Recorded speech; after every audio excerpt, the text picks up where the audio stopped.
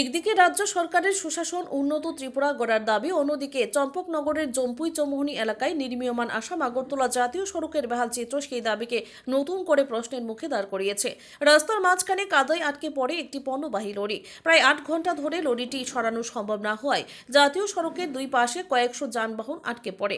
দীর্ঘ সময় যানজটে আটকে থেকে চরম দুর্ভোগে পড়েন যাত্রী, রোগী, চাকরিজীবী, ব্যবসায়ী এবং পণ্যবাহী গাড়ির চালকরা। স্থানীয়দের অভিযোগ, দীর্ঘদিন ধরে জাতীয় সড়ককে ৪ লেনে উন্নীত করার কাজ অত্যন্ত ধীর গতিতে চলছে।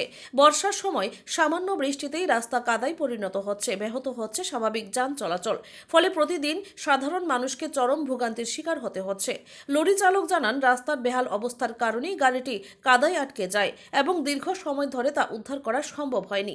আর সেই কারণেই ঘন্টার পর ঘন্টা কার্যত অচল হয়ে পড়ে জাতীয় সড়ক। এই ঘটনাকে সামনে রেখে স্থানীয়দের প্রশ্ন, যদি জাতীয় সড়কের এমন করুণ অবস্থা হয় তাহলে সুশাসন ও উন্নত ত্রিপুরার দাবি কতটা বাস্তবে প্রতিফলিত হচ্ছে। তাদের দাবি, দ্রুত নির্মাণ কাজ শেষ করে নিরাপদ ও নির্বিঘ্ন যান চলাচলের ব্যবস্থা করা হোক, যাতে সাধারণ মানুষকে আর এমন দুর্ভোগের শিকার হতে না হয়। Bureau report, Tripura news Bangla. কয় ঘন্টা ধরে আপনি এনে গাড়ি আটকে গেছে? আমি তো রাত্রে আইছি 10টার সময়, পরে এখানে ফার্স্টে 90 লাগিয়ে রাখছিল। তারপরে এখান থেকে রাত্রে 2টার সময় ছাড়ছে, এখানে 2টার থেকে পয়সা গেছে গাড়ি। তো কয় ঘন্টা আটকাইছে এখন? 2 ঘন্টা, 2টার থেকে এখন কয়টা? এখন আপনার কি 7:30 বেজে গেছে,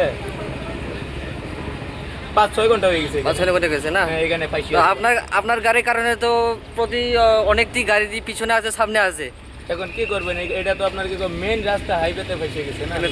তো এই রাস্তার উপলক্ষে আপনি সরকার কাছে বা প্রশাসনের কিতা শুনে? এখন কি করবো, আপনারা নিজে দেখতেছেন রাস্তাটাই এরকম, গাড়ি আইলে ফাইসে যায়, গাড়ি আইলে ফাইসে যায়। রাস্তাটা ঠিক হইলে আমরা ভালো মতন গাড়ি চালাইতে পারি, টাইম মতন জায়গা পাইতে পারি। এখন দেখেন আজকে গাড়িটা খালি হইলো না, আজকে খালি করতে পারছি না।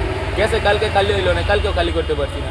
তো 2টা দিন বেশি লেগে গেলো না, সময় মতো তো গাড়ি নিয়ে আমরা জায়গা পাইতে পারি না। আপনার নাম? ফজর আলী, বাসা? আসাম, নগাঁও। ঠিক আছে।